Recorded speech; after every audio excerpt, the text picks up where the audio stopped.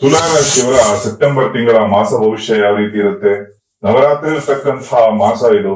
ಹಾಗಾಗಿ ಕಷ್ಟಗಳೆಲ್ಲ ದೂರ ಆಗಿ ಆ ನವರಾತ್ರಿಗಳು ರಾತ್ರಿ ಕಳೆದ ನಂತರದಲ್ಲಿ ಬರ್ತಕ್ಕಂತಹ ಹಗಲೇನಿದೆ ಅದರಲ್ಲಿ ಶುಭವಾಗುತ್ತಾ ಅಶುಭವಾಗುತ್ತಾ ಗಂಡಾಂತರ ಇದೆಯಾ ಎಲ್ಲವನ್ನ ಕೂಡ ಪರಿಪೂರ್ಣವಾಗಿ ನಿಮಗೆ ತಿಳಿಸ್ಕೊಡ್ತಾ ಬರ್ತೇನೆ. ಮೊದಲನೇ ಸರಿ ನಮ್ಮ ಚಾನಲ್ಗೆ ಬಂದಿದ್ರೆ ದಯವಿಟ್ಟು ಸಬ್ಸ್ಕ್ರೈಬ್ ಮಾಡ್ಕೊಳ್ಳಿ, ಹಾಗೆ ಬೆಲ್ ಐಕಾನ್ ಕೂಡ ಕ್ಲಿಕ್ ಮಾಡ್ಕೊಳ್ಳಿ ಅಂತ ಹೇಳ್ತಾ, ಇದು ತುಲಾ ರಾಶಿಯವರ ಸೆಪ್ಟೆಂಬರ್ ತಿಂಗಳ ಮಾಸ ಭವಿಷ್ಯ. ತುಲಾ ರಾಶಿಯಲ್ಲಿ ಚಿತ್ತಾ ನಕ್ಷತ್ರದ 3 ಮತ್ತು 4 ಪಾದಗಳು, ಸ್ವಾತಿ ನಕ್ಷತ್ರದ 4 ಪಾದಗಳು ಹಾಗೂ ವಿಶಾಖ ನಕ್ಷತ್ರದ 1, 2 ಮತ್ತು 3ನೇ ಪಾದಗಳಿರುವಂತದ್ದು. ಈ ತುಲಾ ರಾಶಿಯವರ ಶುಭ ವರ್ಣ ಹಸಿರು ಮತ್ತು ಕೆಂಪಾದರೆ ಶುಭ ದಿನ ಬುಧವಾರ, ಶುಕ್ರವಾರ ಮತ್ತು ಶನಿವಾರ ಆಗಿರುತ್ತೆ. ಶುಭ ಸಂಖ್ಯೆ 5, 6 ಮತ್ತು 8 ಆದ್ರೆ ಶುಭ ರತ್ನ ಪಚ್ಚೆ ಅಥವಾ ನೀಲ ಆಗಿರುತ್ತೆ. ರತ್ನಗಳನ್ನ ಧರಿಸೋದಕ್ಕಿಂತ ಮುಂಚೆ ಗ್ರಹಗತಿಗಳು ಇರತಕ್ಕಂತಹ ಸ್ಥಾನಮಾನಗಳನ್ನ ಪರಿಶೀಲನೆ ಮಾಡ್ಕೋಬೇಕಾಗತ್ತೆ. ಶುಭ ದಿಕ್ಕು ಪಶ್ಚಿಮ ಆದ್ರೆ ಉಪಾಸನಾ ದೇವತೆ, ನೀವು ಈ ದೇವರನ್ನ ಆರಾಧನೆ ಮಾಡಿದ್ರೆ ಒಳ್ಳೇದಾಗುತ್ತೆ ಅಂತ ನೋಡೋದಾದ್ರೆ ಲಕ್ಷ್ಮೀನಾರಾಯಣ, ಶನಿ ಪರಮಾತ್ಮ ಹಾಗೂ ಮೃತ್ಯುಂಜಯ ಶಿವನ ಆರಾಧನೆಯನ್ನ ಮಾಡೋದ್ರಿಂದ ಅತ್ಯಂತ ಶುಭವಾಗಿರುತ್ತೆ. ಈ ರಾಶಿಯಲ್ಲಿ ಶನಿ ಉಚ್ಚ ಸ್ಥಾನದಲ್ಲಿರ್ತಾನೆ. ಈ ಮಾಸದಲ್ಲಿ ಇರ್ತಕ್ಕಂತಹ ಗ್ರಹಗತಿಗಳ ಬದಲಾವಣೆ ಯಾವುದು ಅಂತ ನೋಡೋದಾದ್ರೆ ಬುಧ ಗ್ರಹ ಸಿಂಹ ರಾಶಿಯ ಪ್ರವೇಶವನ್ನ ಆಗಸ್ಟ್ 30ಕ್ಕೆ ಮಾಡಿದ್ರೆ ಸೆಪ್ಟೆಂಬರ್ 13ಕ್ಕೆ ಕುಜ ಗ್ರಹ ಸಿಂಹರಾಶಿಯ ಪ್ರವೇಶ ಮಾಡ್ತಾನೆ. ಸೆಪ್ಟೆಂಬರ್ 15ಕ್ಕೆ ಶುಕ್ರ ಗ್ರಹ ಸಿಂಹರಾಶಿಯ ಪ್ರವೇಶ ಮಾಡ್ತಾನೆ. ಬುಧ ಅದೇ ದಿನ ಸೆಪ್ಟೆಂಬರ್ 15ಕ್ಕೆ ಕನ್ಯಾ ರಾಶಿಯ ಪ್ರವೇಶ ಮಾಡ್ತಾನೆ. ಸೆಪ್ಟೆಂಬರ್ 17ಕ್ಕೆ ಸೂರ್ಯ ಕೂಡ ಕನ್ಯಾ ರಾಶಿಯ ಪ್ರವೇಶ ಮಾಡತಕ್ಕಂಥದ್ದು. ಈ ಒಂದು ಗ್ರಹಗತಿಗಳ ಬದಲಾವಣೆಯಿಂದಾಗಿ ತುಲಾ ರಾಶಿಯವರಿಗೆ ಈ ಒಂದು ಸೆಪ್ಟೆಂಬರ್ ಮಾಸದಲ್ಲಿ ಇರ್ತಕ್ಕಂತಹ ಬದಲಾವಣೆಗಳು ಯಾವ ತರ ಇರುತ್ತೆ ಅಂತ ನೋಡೋದಾದ್ರೆ ಹೊಸ ಹೊಸ ಸ್ನೇಹಿತರು ಆಗ್ತಕ್ಕಂತಹ ಮಾಸ ಈ ಒಂದು ಮಾಸ ಆಗುತ್ತೆ. ಹಾಗೆ ಹೊಸ ಸ್ನೇಹಿತರು ಬರ್ತಾರೆ. ಸ್ನೇಹಿತರ ಜೊತೆಯಲ್ಲಿ ಒಂದಷ್ಟು ವ್ಯವಹಾರಗಳು ಕೂಡ ನಿಮ್ಮ ಕಡೆ ಬರ್ತಕ್ಕಂಥದ್ದು. ನೀವೇನಾದ್ರೂ ವ್ಯವಹಾರ ಮಾಡ್ತಾ ಇದ್ರೆ ಹೊಸ ಸ್ನೇಹಿತರು ನಿಮ್ಗೊಂದಷ್ಟು ಹೊಸ ಬಿಸ್ನೆಸ್ ಅನ್ನ ತಂದು ಕೊಡಬಹುದು, ಅಥವಾ ಅವರೊಂದು ಹೊಸ ಬಿಸ್ನೆಸ್ ಐಡಿಯಾವನ್ನೇ ನಿಮ್ಮ ಹತ್ರ ತಗೋಬರ್ಬಹುದು. ಆ ಐಡಿಯಾ ನಿಮಗೆ ಇಷ್ಟ ಆಗಿ ನೀವೆಲ್ಲರೂ ಹೂಡಿಕೆ ಮಾಡಿ ಒಂದು ಬಿಸ್ನೆಸ್ ಅನ್ನತಕ್ಕಂಥದ್ದು ಪ್ರಾರಂಭ ಆಗ್ತಕ್ಕಂತಹ ಮಾಸ ಸೆಪ್ಟೆಂಬರ್ ಮಾಸ ಅಂತ ಹೇಳ್ತೇನೆ. ಆದ್ರೆ ಈ ಸೆಪ್ಟೆಂಬರ್ ಮಾಸದಲ್ಲಿ ನೀವು ಯಾವುದೇ ಕೆಲಸ ಮಾಡೋದಾದ್ರೂ ಕೂಡ ವಿಶೇಷವಾಗಿರ್ತಕ್ಕಂಥದ್ದು ಈ ಒಂದು ನವರಾತ್ರಿ ಸಂದರ್ಭದಲ್ಲಿ ಮಾಡಿ, ಎಲ್ರಿಗೂ ಕೂಡ ಶುಭವಾಗುತ್ತೆ. ಹಾಗೆ ಮನೆಯಲ್ಲಿ ಶುಭ ಸಮಾರಂಭಗಳು ಕೂಡ ಈ ಮಾಸದಲ್ಲಿ ನೆರವೇರ್ತಕ್ಕಂತಹ ಲಕ್ಷಣಗಳಿರುತ್ತೆ. ಹಾಗೆ ಈ ಒಂದು ಮಾಸದಲ್ಲಿ ಕೆಲವರಿಗೆ ಸಂತಾನ ಭಾಗ್ಯ ಅಂತಕ್ಕಂಥದ್ದು ಕೂಡ ಆಗುತ್ತೆ. ವಿಶೇಷವಾಗಿ ನವರಾತ್ರಿ ಅಂದಾಗ ಒಂದು ವಿಶೇಷವಾದಂತಹ ತಂತ್ರ ಇದೆ. ಅದೊಂದು ಪಂಚದೀಪವನ್ನು ಹಚ್ಚತಕ್ಕಂತಹ ತಂತ್ರ. ಈ ತಂತ್ರವನ್ನ ಮಾಡೋದ್ರಿಂದ ನಿಮ್ಮ ಶತ್ರು ಬಾಧೆ ಆಗಿರಬಹುದು, ಆರೋಗ್ಯ ಸಮಸ್ಯೆಗಳಾಗಿರಬಹುದು, ಮನೆಯಲ್ಲಿರ್ತಕ್ಕಂತಹ ದಟ್ಟ ದಾರಿದ್ರ್ಯತನವೇ ಆಗಿರಬಹುದು, ಆರೋಗ್ಯ ವ್ಯಾಪಾರ ವ್ಯವಹಾರಗಳಾಗಿರಬಹುದು, ಸಾಲ ಬಾಧೆ, ಇನ್ನಿತರ ಹಲವಾರು ಸಮಸ್ಯೆಗಳು ಮನೆಯಲ್ಲಿರುತ್ತೆ. ಹಾಗೂ ಈ ಸಮಸ್ಯೆಗಳು ಪೂರ್ಣವಾಗಿ ಪರಿಹಾರ ಆಗಬೇಕು ಅಂದಾಗ ವಿಶೇಷವಾದ ಈ ಒಂದು ನವರಾತ್ರಿ ತಂತ್ರವನ್ನ ಪ್ರತಿಯೊಬ್ರು ಕೂಡ ಆಚರಣೆ ಮಾಡಿ, ಆ ತಂತ್ರವನ್ನ ಯಾವ ರೀತಿ ಮಾಡಬೇಕು ಅಂತ ಹೇಳಿ ಪರಿಪೂರ್ಣವಾಗಿ ಈ ವಿಡಿಯೋದ ಕೊನೆಯಲ್ಲಿ ತಿಳಿಸ್ಕೊಡ್ತೇನೆ. ಪೂರ್ಣವಾಗಿ ಮೊದಲಿಗೆ ನಿಮ್ಮ ಈ ಮಾಸದಲ್ಲಿ ಇರ್ತಕ್ಕಂತಹ ಗ್ರಹಗತಿಗಳಿಂದ ಉಂಟಾಗ್ತಕ್ಕಂತಹ ಬದಲಾವಣೆಗಳನ್ನ ನೋಡಿಕೊಂಡು ಆ ನಂತರದಲ್ಲಿ ಆ ಪರಿಹಾರವನ್ನ ತಿಳಿಸ್ಕೊಡ್ತೇನೆ.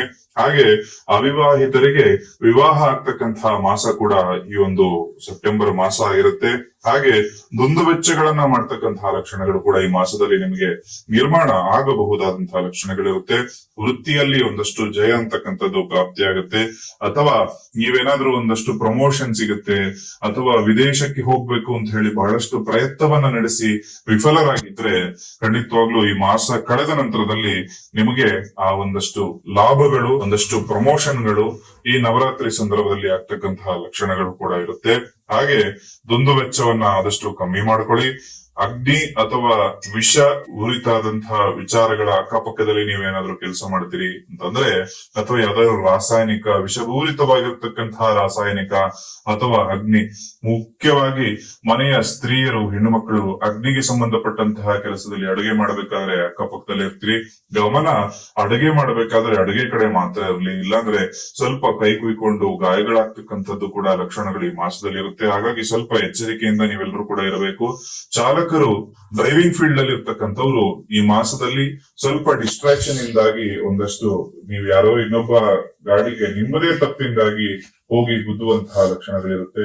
ಸ್ವಲ್ಪ ಗಮನ ಅಂತಕ್ಕಂಥದ್ದು ಖಂಡಿತವಾಗ್ಲೂ ಕೂಡ ಗಾಡಿ ಓಡಿಸ್ಬೇಕಾದ್ರೆ ಗಾಡಿ ಕಡೆನೇ ಇರ್ಲಿ. ಹಾಗೆ ಚಾಲಕರಲ್ಲದೆ ಸಾಮಾನ್ಯವಾಗಿ ನೀವು ಏನೋ ಆಫೀಸ್ಗೆ ಹೋಗ್ಬೇಕಾದ್ರೆ ಡ್ರೈವ್ ಮಾಡ್ಕೊಂಡು ಹೋಗ್ತೀರಿ ಅಂದ್ರೆ, ಅಥವಾ ಡ್ರೈವಿಂಗ್ ಫೀಲ್ಡ್ ಅಲ್ಲಿ ಯಾರೇ ಇದ್ರೂ ನೀವೆಲ್ಲರಿಗೂ ಕೂಡ ಇದು ಅನ್ವಯ ಆಗುತ್ತೆ. ಹಾಗಾಗಿ ಡ್ರೈವಿಂಗ್ ಮಾಡ್ಬೇಕಾದ್ರೆ ಎಚ್ಚರಿಕೆ ಇರಿ. ಕಾರಾದ್ರೆ ಪರವಾಗಿಲ್ಲ, ಟಚ್ ಆಯ್ತು ಅಂದ್ರೆ ಏನ್ ತೊಂದರೆ ಇಲ್ಲ. ಆದ್ರೆ ಟೂ ವೀಲರ್ ಗಳಲ್ಲಿ ಬಿದ್ದು ಗಾಯಗಳಾಗ್ತಕ್ಕಂತಹ ಲಕ್ಷಣಗಳಿರೋದ್ರಿಂದ ಸ್ವಲ್ಪ ಎಚ್ಚರಿಕೆಯಿಂದ ಗಮನ ಇಟ್ಟು ವಾಹನವನ್ನ ಚಲಾವಣೆ ಮಾಡಿ ಅಂತ ಹೇಳ್ತೇನೆ. ಹಾಗೆ ಆಯುಧಗಳನ್ನ ಕೂಡ ಬಳಸಬೇಕಾದ್ರೆ ಹೆಚ್ಚಿನ ಒಂದಷ್ಟು ಗಮನ ಇರಬೇಕು. ಆಯುಧಗಳಂದ್ರೆ ಚಾಕು ಆಗಿರ್ಬೋದು ಅಥವಾ ಇನ್ನಿತರ ಯಾವುದೇ ಆಯುಧಗಳು, ಟೂಲ್ಸ್ ಕಿಟ್ ಟೂಲ್ ಯಾವ್ದಾದ್ರು ಬಳಸಬೇಕಾದ್ರೆ ಸ್ವಲ್ಪ ಎಚ್ಚರಿಕೆಯಿಂದ ಇರಿ. ಈ ಮಾಸದಲ್ಲಿ ಆಯುಧ ಪೂಜೆ ಕೂಡ ಇರ್ತಕ್ಕಂಥದ್ದು. ಹಾಗಾಗಿ ಈ ಒಂದು ಆಯುಧ ಪೂಜೆಯನ್ನ ಮಾಡಬೇಕಾದ್ರೆ ಮನೆಯಲ್ಲಿರ್ತಕ್ಕಂಥ ಎಲ್ಲಾ ವಸ್ತುಗಳನ್ನ ತೊಳೆಯುವಂತಹದ್ದು ನಮ್ಮಲ್ಲಿ ಇರ್ತಕ್ಕಂತಹ ಪದ್ಧತಿಯಾಗಿರೋದ್ರಿಂದ ಈ ಎಲ್ಲಾ ಕೆಲಸ ಕಾರ್ಯಗಳನ್ನ ಮಾಡಬೇಕಾದ್ರೆ ತುಲಾರಾಶಿಯವರು ಒಂದು ಹೆಜ್ಜೆ ಜಾಸ್ತಿ ಅಥವಾ ಮೈ ತುಂಬಾ ಕಣ್ಣಾಕಿಸ್ಕೊಂಡು ಕೆಲಸ ಕಾರ್ಯಗಳನ್ನ ಮಾಡ್ಕೊಳ್ಳಿ ಅಂತ ಹೇಳ್ತೇನೆ.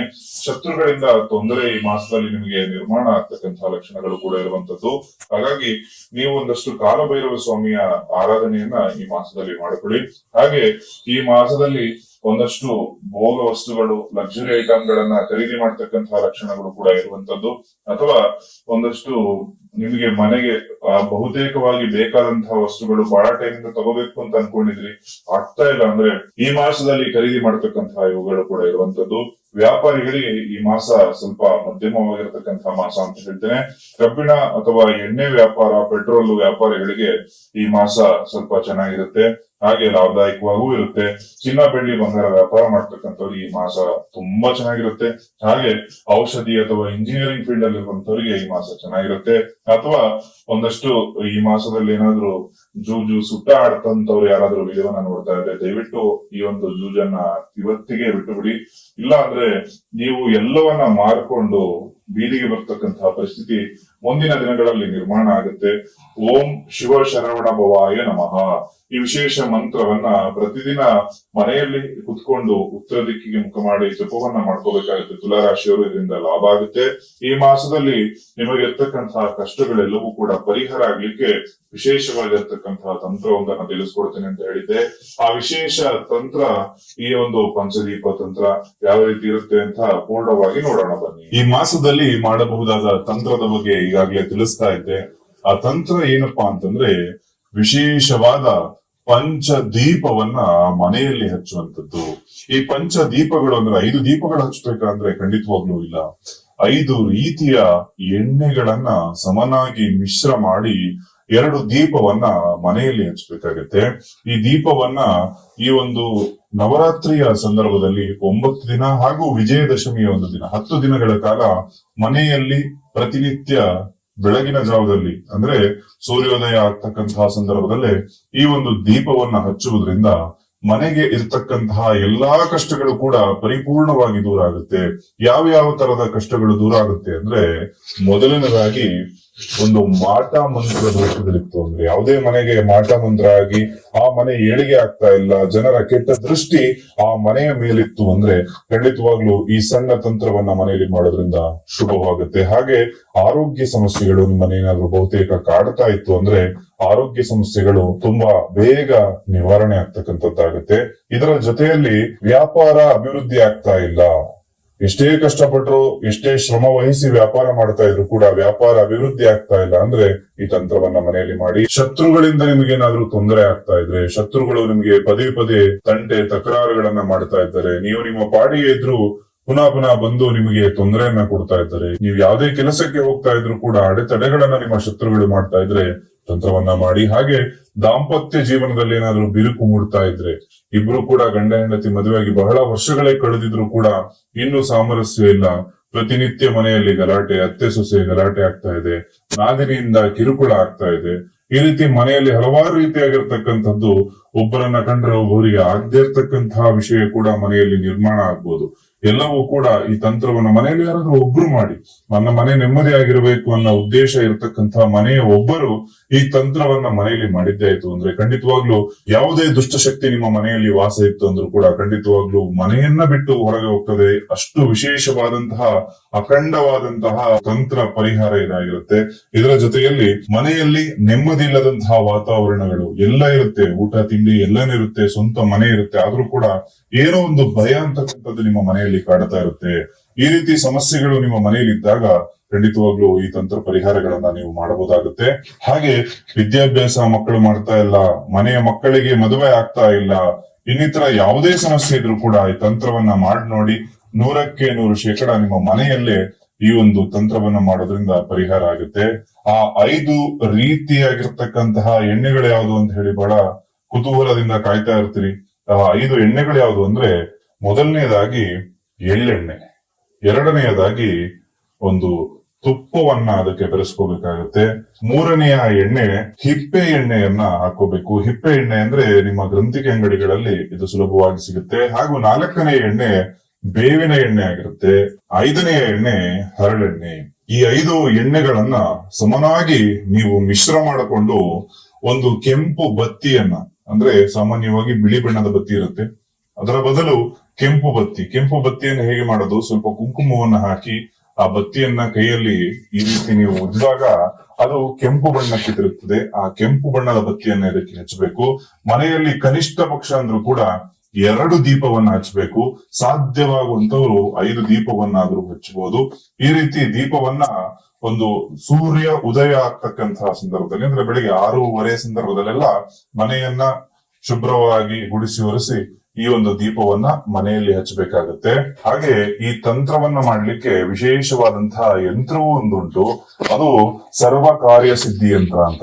ಆಗ್ಲೇ ಹೇಳಿದಾಗೆ ಯಾವುದೇ ಕಷ್ಟ ಕಾರ್ಪಣ್ಯಗಳು, ದಟ್ಟ ದಾರಿದ್ರ್ಯತನ ಮನೆಯಲ್ಲಿತ್ತು ಅಂದ್ರೆ, ಮನೆ ಏಳಿಗೆನೆ ಆಗ್ತಾ ಇಲ್ಲ, ಮನೆ ಕಟ್ಟಬೇಕು ಆಗ್ತಾ ಇಲ್ಲ, ಎಲ್ಲಾ ಸಮಸ್ಯೆಗಳು ಕೂಡ ಈ ವಿಶೇಷ ಪರಿಹಾರವನ್ನ ಮನೆಯಲ್ಲಿ ಮಾಡಿ ನೋಡಿ. ಎಲ್ಲರಿಗೂ ಕೂಡ ಈ ತಂತ್ರ ಪರಿಹಾರ ಶುಭವನ್ನ ನೀಡ್ಲಿ ಅಂತ ಹೇಳಿ ಭಗವಂತನಲ್ಲಿ ಪ್ರಾರ್ಥನೆ ಮಾಡ್ತಾ, ಎಲ್ಲರಿಗೂ ಶುಭವಾಗ್ಲಿ, ಎಲ್ಲರ ಮನಸ್ಸಿನಲ್ಲಿರತಕ್ಕಂತಹ ಆಸೆ ಆಕಾಂಕ್ಷೆಗಳೆಲ್ಲವೂ ಕೂಡ ಈಡೇರ್ಲಿ, ಎಲ್ಲರಿಗೂ ಕೂಡ ನವರಾತ್ರಿ ಹಬ್ಬದ ಹಾರ್ದಿಕ ಶುಭಾಶಯಗಳನ್ನ ತಿಳಿಸ್ತಾ ಸರ್ವೇ ಜನ ಸುಖಿನೋ ಭವಂತು.